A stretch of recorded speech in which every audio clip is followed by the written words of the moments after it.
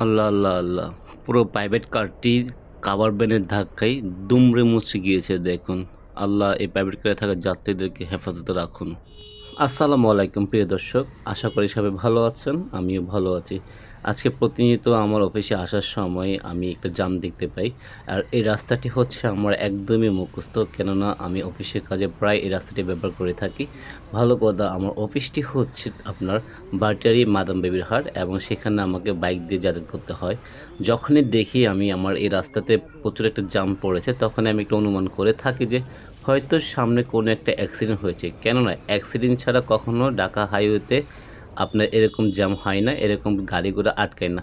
তো আমি ভাবছি কী অ্যাক্সিডেন্ট হয়েছে? তো আমি একটু চিন্তা করতেছিলাম, কারণ এই রাস্তাটা বেশিরভাগ অটোরিকশার সাথে অ্যাক্সিডেন্টটা হয় এবং অনেক অটোরিকশার ড্রাইভাররা মারাও যায় এই রাস্তাটাই। আপনার মাদাম বিবির পরে বাটেরির আগে এই জায়গাটার মধ্যে জ্যামটা হয়।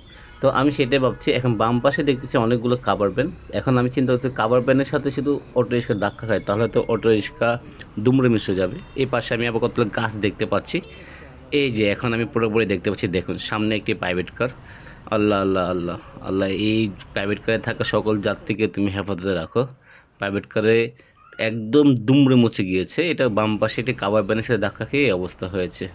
আল্লাহ সবাইকে নিরাপদে বাড়ি পৌঁছানোর তৌফিক দাও।